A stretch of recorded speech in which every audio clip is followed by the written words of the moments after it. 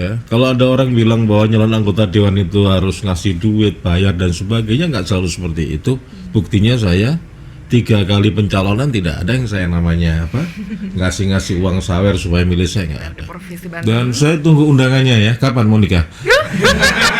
Waduh, langsung ditembak gini saya.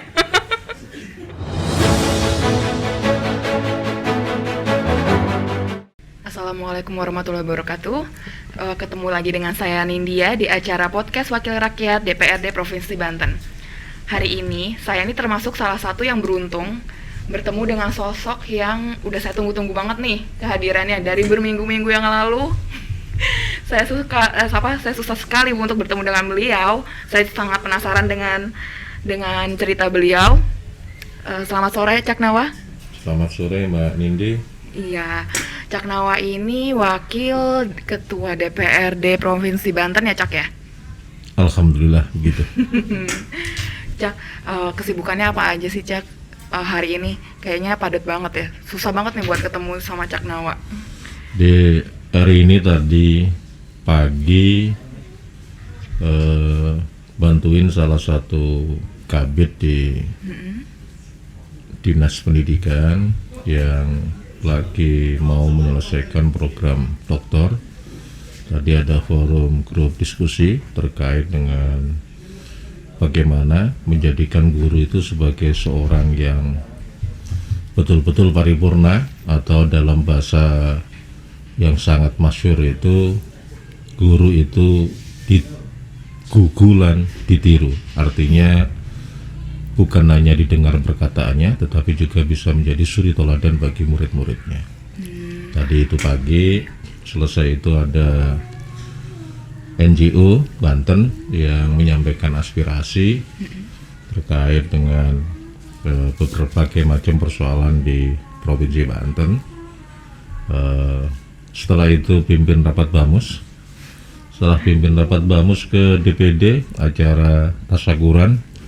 Karena Demokrat itu kan partai yang nasionalis religius. Jadi setelah mendapatkan kabar yang baik, religiusitasnya itu adalah dengan bersyukur. La in sakartum la zidanakum wa la in kafartum inna adzabillahi syadid. Baru kemudian ke sini, Mbak. Pantesan Cak, padat sekali ya jadwalnya. Dari beberapa minggu lalu tuh sudah mengagendakan tapi batal terus nih. Betul terus ya. Saya buka masker ya. Iya Pak. Ya, biar Silakan. enak, nggak terlalu ini. Iya. Kan udah divaksin kan? Sudah, Oh, alhamdulillah. sudah. Alhamdulillah saya juga sudah. Yang belum, paling yang lagi nyoteng ya, yang belum divaksin. Cak Nawa, saya penasaran banget nih sama cerita Cak Nawa. Bisa tolong diceritakan nggak sih Cak perjalanan karir berpolitik Cak Nawa? Kan dengar-dengar nih kabarnya Cak Nawa itu sudah mulai berpolitik dari sejak masih muda ya Cak ya. Bisa tolong diceritakan nggak sih Cak? Jadi saya ini lahir di Pacitan 52 tahun yang lalu. Kemarin itu genap 52, jadi sekarang 52 tahun plus 1 hari ini hari ini. Oh, selamat ulang Iya. tahun Cak.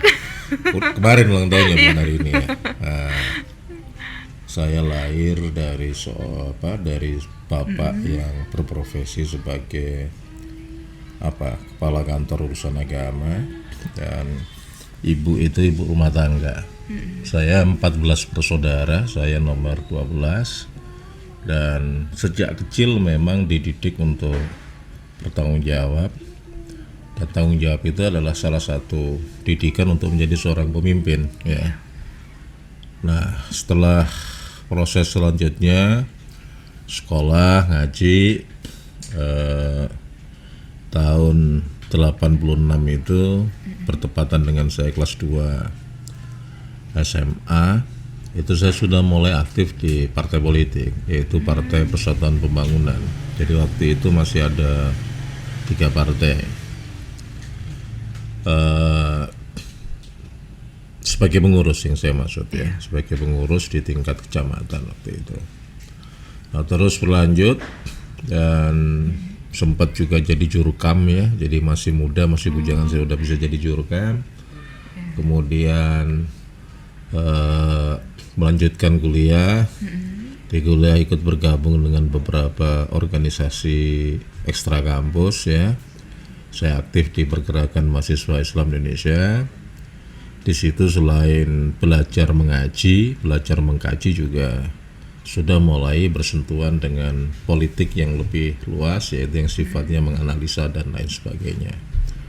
Dan perjalanan itu berhenti ketika ibu saya meminta saya concern untuk tidak diaktivis, ya, untuk mempersiapkan diri ke depan. Dan kemudian dari situ saya sudah mulai bekerja sampai pada akhirnya ada pergerakan reformasi, mulai ikut kembali gitu kan ya, mulai ikut kembali. Salah satunya itu meskipun sudah bukan mahasiswa lagi ya, sudah di usia kurang lebih sekitar 26-27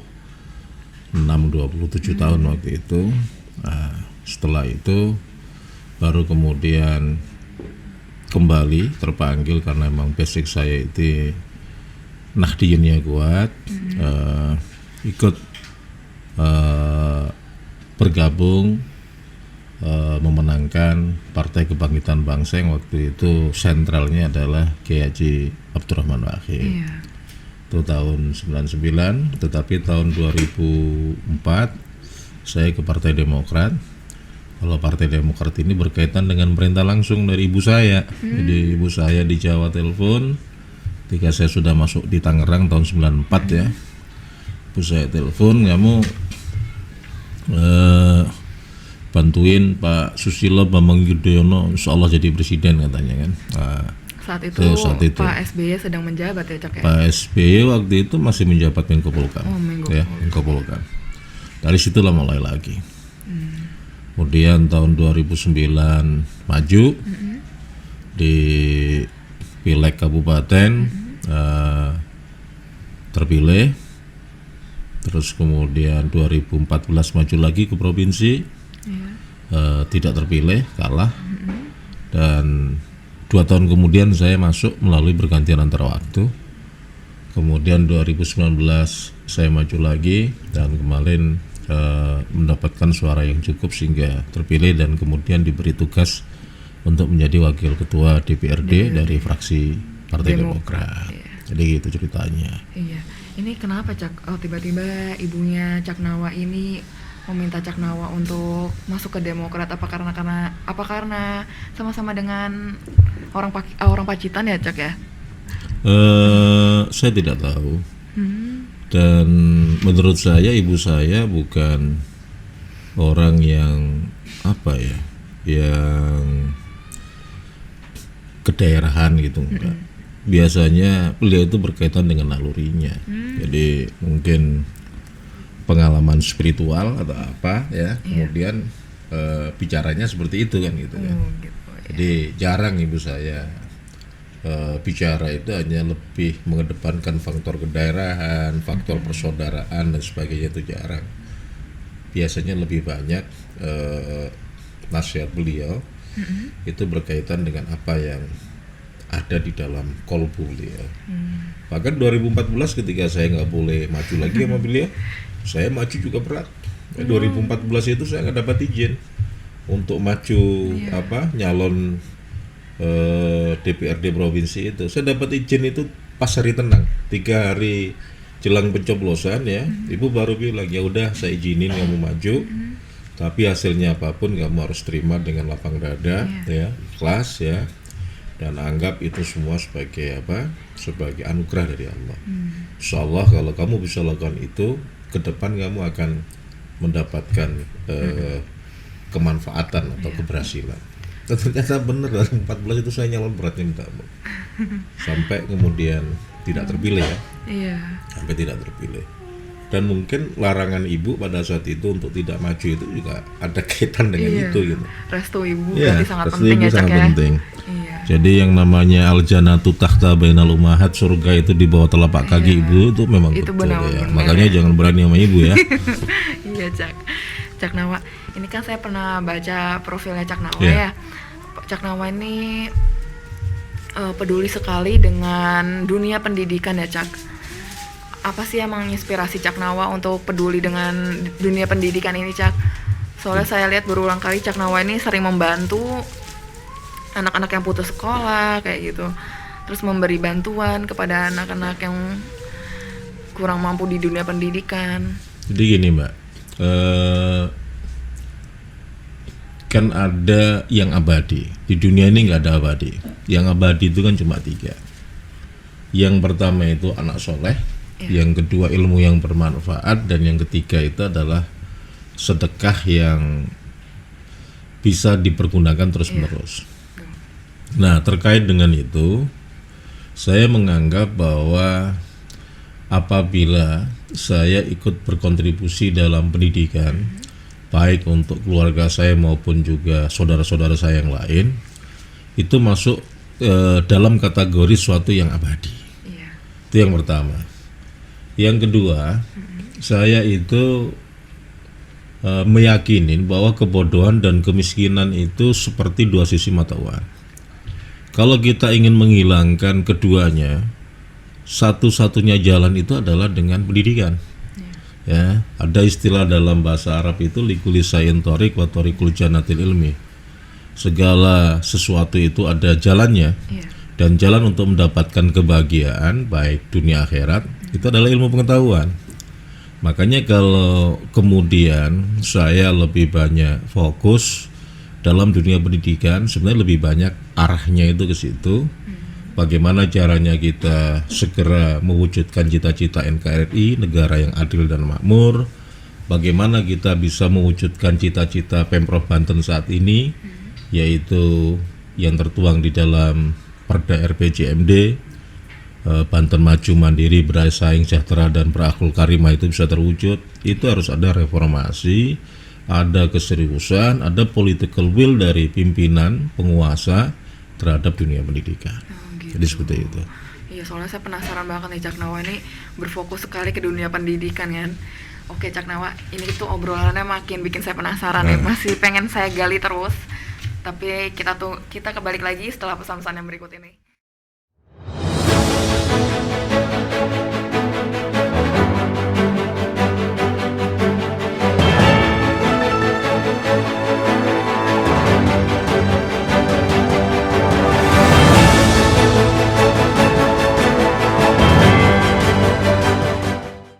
Oke, balik lagi dengan saya Nindya dan masih bersama dengan Cak Nawa, salah satu politisi yang sudah memulai karirnya sejak masih muda. Cak, ini saya penasaran nih. Sebelum jadi anggota dewan itu kan Cak Nawa ini aktif di DKM, terus masalah koperasi dan zakat juga ya Cak ya. Bisa tolong diceritakan nggak sih Cak aktivitasnya itu seperti apa? Jadi gini, saya merantau ke Banten 94 ya. 1994 itu saya di sini. Saya masih muda, masih kurus ya, jadi belum gendut begini, belum nikah waktu itu. Dan karena saya tinggal di sebuah wilayah namanya itu Pondok Rezeki, perumahan baru pada saat itu, terpaksa kita harus banyak melakukan aktivitas, terutama dalam menjalin hubungan dengan masyarakat sekitar, terutama anak-anak mudanya. Dari situ kemudian saya aktif dalam kegiatan sosial kemasyarakatan di RT, di KRW-an ya, melalui Karang Taruna, kemudian juga di masjid melalui remaja masjid, gitu kan. Dari situlah kemudian berkembang, saya nikah tahun 98, dapat orang satu kompleks itu juga, tapi bukan satu kompleks, satu orang, tapi tinggalnya di kompleks itu, jadi jangan disalah pahamin, saya nikahin orang satu kompleks enggak ya. Kemudian masih terus aktif di dua hal itu, kemudian dipercaya menjadi pengurus di masjid. Nah setelah jadi pengurus itulah saya mencoba untuk mengaplikasikan ilmu pengetahuan yang saya pernah pelajari, yaitu ketika saya masih sekolah di Institut Agama Islam Negeri Malang, maupun aktivitas saya di pergerakan mahasiswa Islam Indonesia. Disitulah kemudian kita melakukan yang disebut dengan perombakan manajemen masjid. Kita coba agar masjid itu bisa menyelesaikan problema-problema keumatan, terutama yang ada di wilayah itu. Pada saat itu problema yang muncul itu ketika ada orang mati, itu jadi problem karena orang mati kan nggak ada yang bisa pergi sendiri ke kuburan kan, harus dibawa ya. Betul. Ada perlu dana, perlu orang banyak dan sebagainya, dan tidak ada satu keluarga pun yang betul-betul siap ketika ada anggota keluarganya itu meninggal. Nah, dari situ kemudian kami membentuk sebuah organisasi di bawah masjid sifatnya otonom, itu BKU, Badan Kesejahteraan Umat, dan kebetulan pilot project itu saya yang dijadikan ketuanya dengan modal uang kurang lebih sekitar 750.000 ya. Kita buat sistem, kita carikan sumber pendanaannya yang tidak memberatkan dan lain sebagainya. Nah, akhirnya jamaah atau masyarakat di situ puas dengan pelayanan yang dilakukan oleh BKU. Tetapi kan orang mati ini kan nggak tiap bulan, sedangkan duit itu yang kita terima itu kan setiap bulan dapat ya. Nah, ketika itu terjadi, saya meminta persetujuan dari kawan-kawan ya BKU untuk mengembangkan khidmatnya di dunia pendidikan. Dengan apa? Yaitu dengan kita membantu agar anak-anak usia sekolah di sekitar masjid ya, dari masjid saya itu lingkupannya itu 1 RW 9 RT, kurang lebih itu hampir 1000-an kepala keluarga ya. Kita lakukan, nggak boleh di situ anak usia sekolah tidak sekolah, harus sekolah. Ya, nah disitulah kemudian ada program disebut dengan santunan pendidikan bagi anak yatim dan duafa. Jadi bukan hanya khusus yatim, tetapi juga duafa, orang-orang yang lemah dari sisi aspek ekonomi. Dengan waktu itu saya yakinkan kalau kita bantu anak tetangga kita, sebenarnya kita membantu diri kita, karena anak tetangga kita ini bermainnya dengan anak kita. Ya, kalau anak itu tidak sekolah, ya bermain dengan anak kita pasti membawa pengaruhnya pasti nggak bagus. Betul. Ya kan? Jadi kalau anak itu kita bantu sehingga anak itu sekolah, kan gitu kan ya, sebenarnya membantu kita supaya pergaulan anak kita pun juga bagus. Dan alhamdulillah cukup bagus organisasi ini. 2009 sudah ada puluhan anak yang lulus sampai SMA ya, dengan skema pembiayaan dari warga untuk warga itu, dan kemudian akhirnya menjadi model bagi masjid-masjid di sekitar untuk mengembangkan pola yang sama. Nah, yang kedua, selain saya juga jadi pengurus di masjid, saya juga jadi pengurus di RW.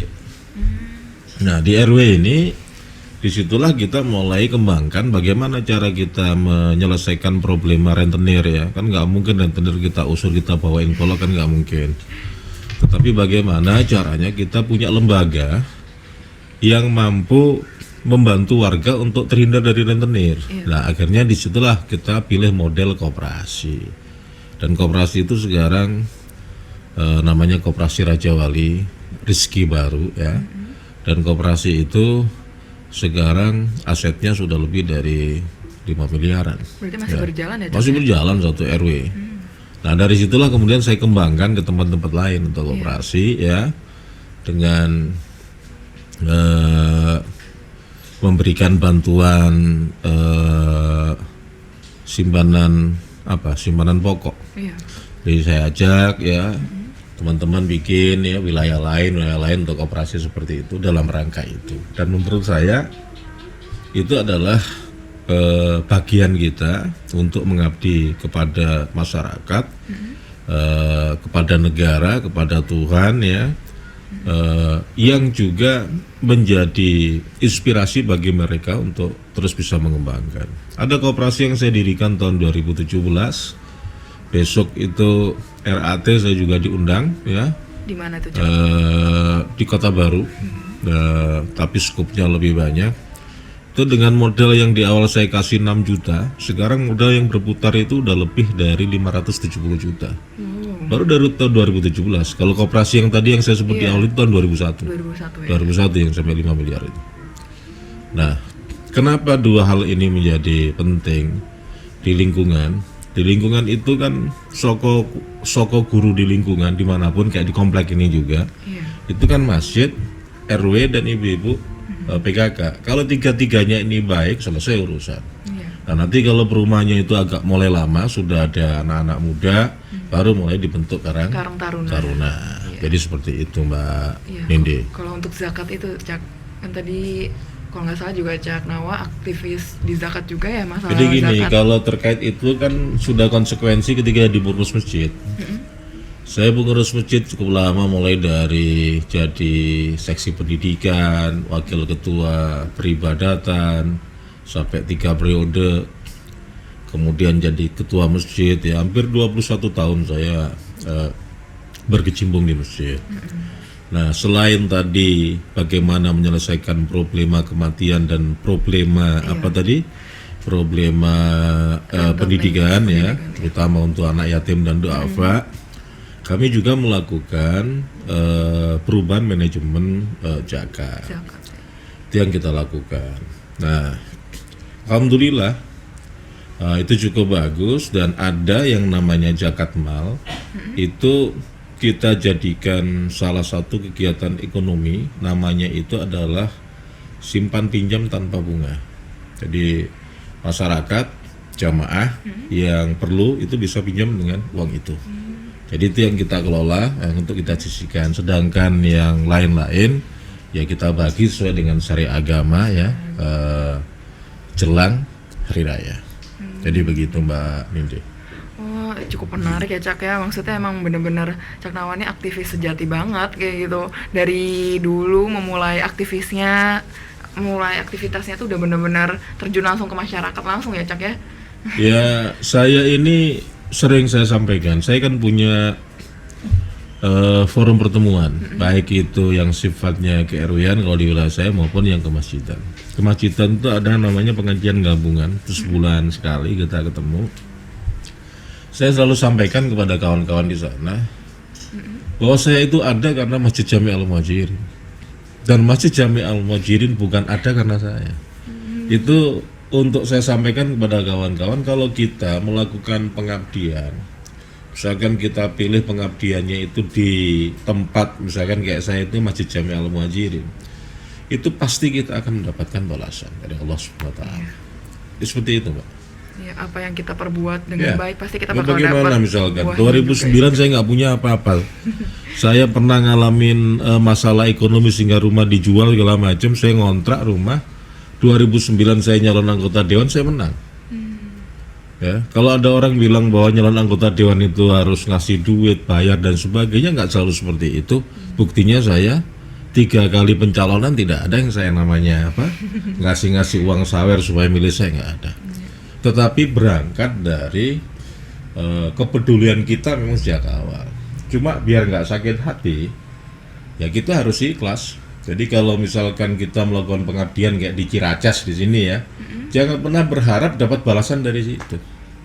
Minta balasannya itu dari Allah, yang menyuruh kita, yaitu Allah SWT. Terserah Allah membalasnya lewat mana, nggak selalu lewat Ciracas kan seperti itu. Jadi kalau dengan begitu nggak sakit hati kita. Tapi kalau misalkan saya bantu Mbak Nindi supaya nanti Mbak Nindi bantu saya, sakit hati saya. Bisa jadi Mbak Nindi saya bantu, suatu saat bukan bantu saya malah mukul saya, kan bisa itu kan. Ada istilah ditolong tapi mendong kan, ada itu. Iya, betul. Ya.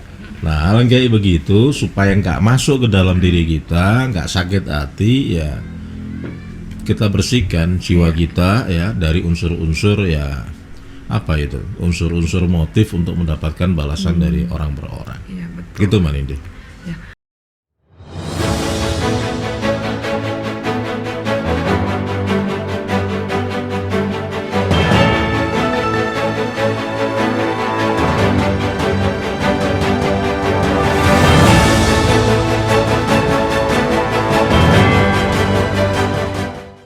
Oke, balik lagi dengan saya Nindya dan masih bersama dengan Cak Nawa di acara podcast Wakil Rakyat DPRD Provinsi Banten. Cak, saya tuh benar-benar terinspirasi banget deh sama Cak Nawa. Tadi Cak Nawa tuh cerita tentang profil Cak Nawa yang sudah menjadi aktivis sejak masih muda ya Cak ya. Terus terjun di dunia masyarakat juga, langsung ke masyarakat, langsung tentang zakat, terus DKM, koperasi juga ya Cak ya. Cak nih, dari sekian banyak pengalaman hidupnya Cak Nawa, apa sih yang bisa Cak Nawa terapkan di saat Cak Nawa ini duduk di kursi legislatif? Sebenarnya banyak ya. Jadi wakil rakyat itu kan sebenarnya mewakili rakyat. Artinya dia harus mampu membaca pikiran daripada rakyat yang kemudian disuarakan di pemerintahan. Ketika misalkan saya jadi anggota DPRD Kabupaten Tangerang, pada saat itu ada yang saya betul-betul fokus, yaitu bagaimana agar ada apresiasi terhadap ketua RT dan ketua RW. Kenapa saya bicara seperti itu? Karena saya melihat ketua RT dan ketua RW itu adalah salah satu unsur pemimpin di daerah ya, yang lebih semi kepada adat istiadat dan sangat punya pengaruh yang sangat luar biasa terhadap masyarakatnya. Biasanya mereka hanya difungsikan sebagai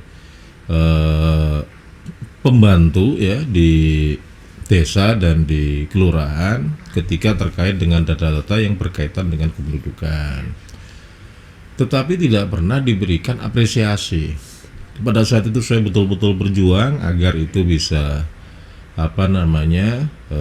digolkan, dan akhirnya setelah 3 tahun perjuangan ada hasilnya, ada insentif waktu itu untuk RT dan RW di 10 Kabupaten Tangerang. Yang kedua, misalkan saya ini tinggal di wilayah perumahan RSS. Problematika di perumahan RSS itu banyak pengembang yang tidak tepat waktu dalam penyerahan fasos dan fasum yang sekarang disebut dengan prasarana-sarana utilitas PSU ya.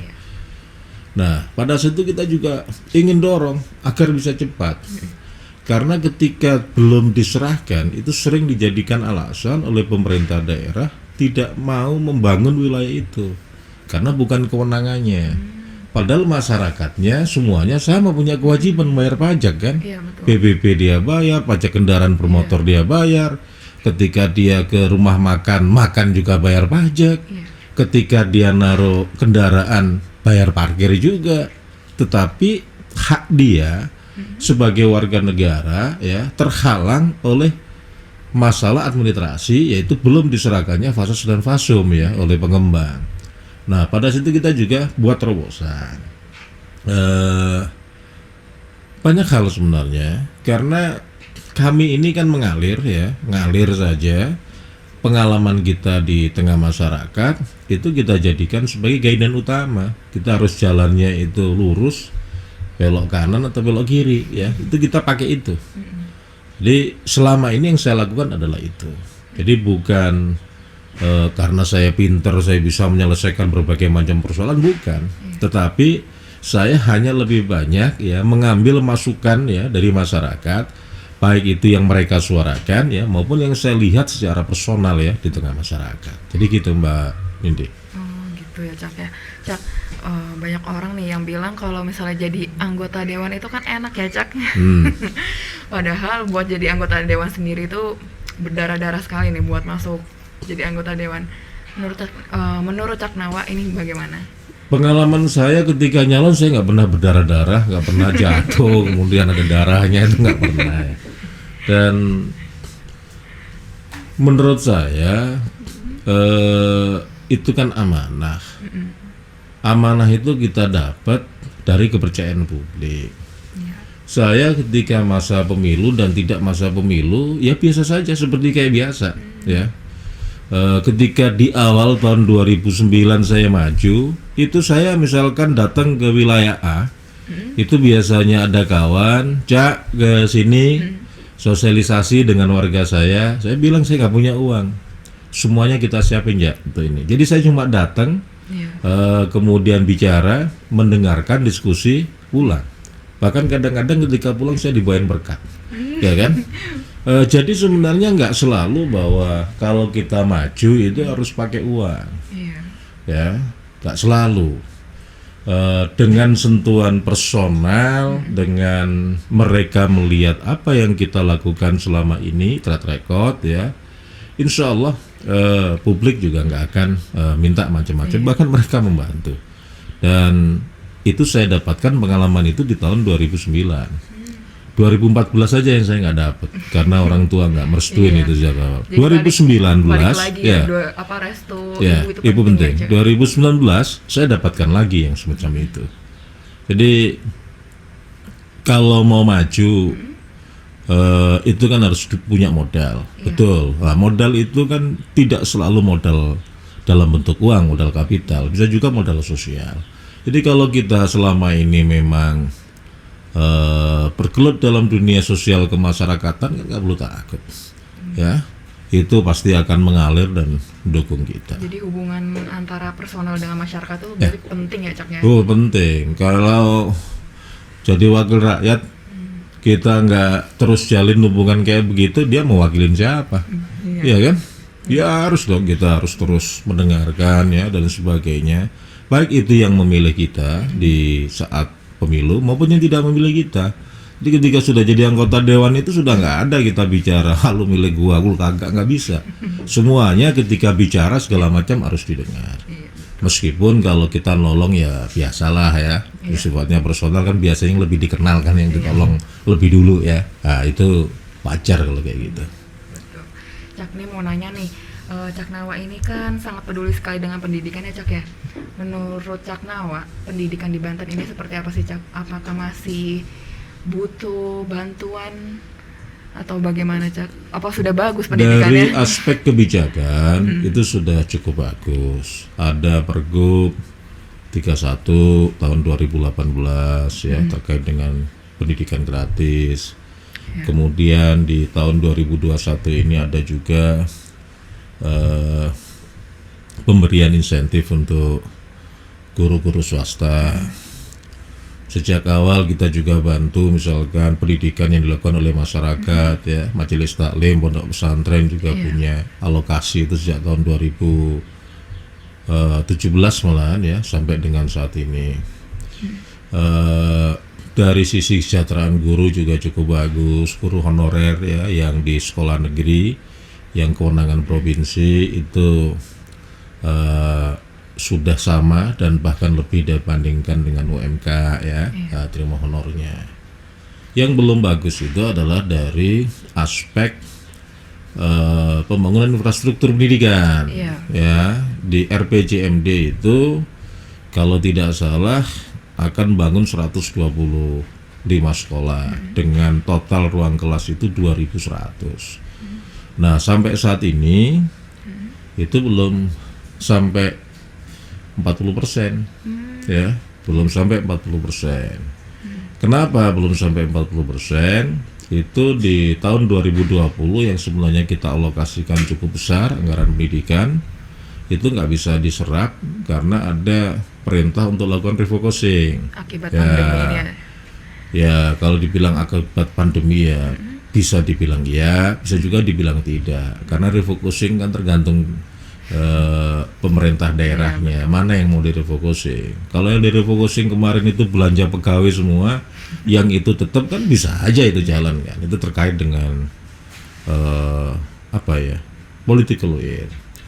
Terus 2021 ini alokasi juga cukup banyak. Cuma agak rame-rame itu di luaran. Saya dengar dari kepala dinasnya bisa jadi nggak dilaksanakan lagi karena skema pembiayaannya itu adalah dari pinjaman PT SMI, ya, dari program penanggulangan ekonomi nasional. Nah, di sini saya dalam kapasitas pribadi maupun sebagai anggota fraksi Partai Demokrat dan juga koordinator Komisi 5, di mana pendidikan menjadi salah satu tupoksi kami. Saya berharap gubernur, ya, tetap memprioritaskan pembangunan infrastruktur ini. Kalau tidak, ya RPJMD dia gagal di bidang pendidikan. Saya Kalau pikir gitu itu. bakal terhenti ya Cak ya. Bukan bakal terhenti, gagal lah ya. Gagal. Jadi RPJMD dia gagal mungkin di bidang kesehatan. Apa di bidang pendidikan? pendidikan. Ya, bidang pendidikan. Iya. Terutama dari bangunan sekolah itu. Iya. Cak, ini kan bentar lagi dengar-dengar tuh tahun ajaran baru nih, mau dibuka lagi ke sekolah yang tatap muka. Menurut Cak Nawa, Jadi gini, gimana Cak nih? sekolah itu memang sebaiknya tetap muka. Ya. Iya, betul. Kenapa sekolah itu harus sebaiknya tatap muka? Karena pendidikan itu kan bukan hanya sekedar mentransfer ilmu pengetahuan, bukan hanya knowledge, Iya. ya, tetapi juga mentransfer nilai-nilai, ya, baik itu nilai budaya, nilai agama dan sebagainya yang mengerucut kepada perilaku dan akhlak Iya. daripada siswa. Nah, tidak mungkin yang kedua itu bisa tertransfer ya apabila sekolah itu terus-menerus dengan menggunakan daring. Jadi yang akan diasah itu cuma knowledge-nya aja gitu kan ya. Padahal dalam teori pendidikan itu dikatakan bahwa pendidikan itu adalah usaha sadar yang dilakukan untuk membantu anak agar anak itu dewasa. Dewasa di situ artinya dia bisa hidup mandiri, bisa menciptakan peluang kerja buat dirinya ya dan lain sebagainya, kan seperti itu. Nah itulah maka penting sekolah itu dengan tatap muka. Nah ketika masa pandemi semacam ini ya kita kalau mau melakukan itu ya tetap harus mendapatkan izin dari Satgas COVID ya kan. Nah tinggal itu kan beda-beda. Misalkan Kabupaten Tangerang itu saat ini kan wilayahnya kuning. Iya. Itu kan nggak kuning semua. Iya, betul. Kan juga sudah ada yang hijau gitu kan ya. Iya. Nah jadi PPKM mikro ini harusnya juga diimbangin dengan kebijakan salah satunya itu adalah sekolah tatap muka. Di mana yang memang wilayahnya sudah hijau kenapa nggak dilakukan tatap muka dengan pengaturan yang ketat tentunya. Nah ini harus kreatif memang ya. Jadi nggak bisa melihat itu secara keseluruhan. Kan beda-beda. Ada yang ya mungkin kalau wilayah merah ya nggak boleh lah, atau oranye nggak boleh lah. Kuning itu boleh misalkan dengan 30% dari siswa yang belajar gantian di shift ya, tetapi harus ada tatap muka supaya predikat guru ya. Guru itu kalau bahasa Jawa sering disebut dengan digugulan ditiru. Ya, artinya digugu itu kan didengar dan dicontoh ya. Dan dijadikan suri toladan ya, dicontoh ya. Nah, itu memang sebaiknya begitu, ada kreativitas, ada keberanian, ada upaya untuk melihat peta pandemi di Provinsi Banten itu seperti apa dan disitulah kemudian muncul kebijakan. Di sini boleh tatap muka, di sini belum. Oh, di sini tatap mukanya hanya 30% misalkan. Di sini boleh 50% ya. Itu kan bisa dilihat dari strategi yang sekarang yang dulu PSBB sekarang kan PPKM mikro. Jadi seperti itu Mbak Nindi. Berarti mendukung ya Cak ya buat sekolah tatap muka bulan harus Juli ya, sekolah Cak? itu nggak begitu. Saya nggak setuju kalau bulan Juli misalkan di Banten dibuka semua sekolah tatap muka, saya nggak setuju. Jadi ya berdasarkan tadi Jadi itu ya. berdasarkan tadi itu. Jadi ada yang memang wilayah yang diperbolehkan karena memang sudah masuk wilayah hijau, wilayah kuning ya. Ada juga yang tidak diperbolehkan karena masih oranye dan merah ya kan. Nah itu yang harus dilihat. Jadi bukan pakai patokannya bulan. Kalau pakai patokannya bulan ya nggak bener itu ya kan. Kita nggak tahu bulan Juli itu seperti apa. Ya kalau udah hijau semua. Kalau kemudian tahu-tahu merah semua gimana ya? Nggak bisa pakai patokan begitu. Ya Mbak Nindi ya. Tapi kita berharap COVID-19 di Provinsi Banten ini semakin hari semakin hilang dengan kesadaran warga masyarakat untuk menjaga kesehatannya, yaitu dengan menggunakan protokol kesehatan. Oke. Cak Nawa, tadi kita udah ngobrol-ngobrol santai nih tentang profilnya Cak Nawa, tentang kegiatannya Cak Nawa ya sebelum dan selama menjadi anggota legislatif ya Cak. Saya sangat terima kasih banget nih Cak. Akhirnya Cak Nawa bisa hadir di Banten News. Yang setelah lama kita menunggu buat ngobrol-ngobrol santai. Dan Cak Nawa ini juga sosok yang salah satu menginspirasi saya, terutama di bidang pendidikan tadi ya Cak ya. Oke, terima kasih untuk waktunya Cak. Sama-sama. Semoga kita bisa bertemu kembali lagi di acara podcast Wakil Rakyat DPRD Provinsi Banten. Dan saya tunggu undangannya ya. Kapan mau nikah? Waduh, langsung ditembak gini saya. Ya? Mungkin bisa dicarikan jodoh dulu, Cak. Oh, harus cari sendiri lah, masa dicarikan. Yus, carikan Yus ya. Nah. Ya Mbak Nindi ya, makasih diundang. Bukan saya males-malesan datang ke Banten News Iya, bukan, cuma karena memang tahu sendiri Iya. aktivitas begitu banyak. Terus kemudian partai kami kan juga lagi diuji, Partai Demokrat. Betul. Ya. Dan saya selalu berdoa kepada Allah, Iya. ya Allah, ya menangkan yang hak dan kalahkan yang batil, gitu kan ya. Iya.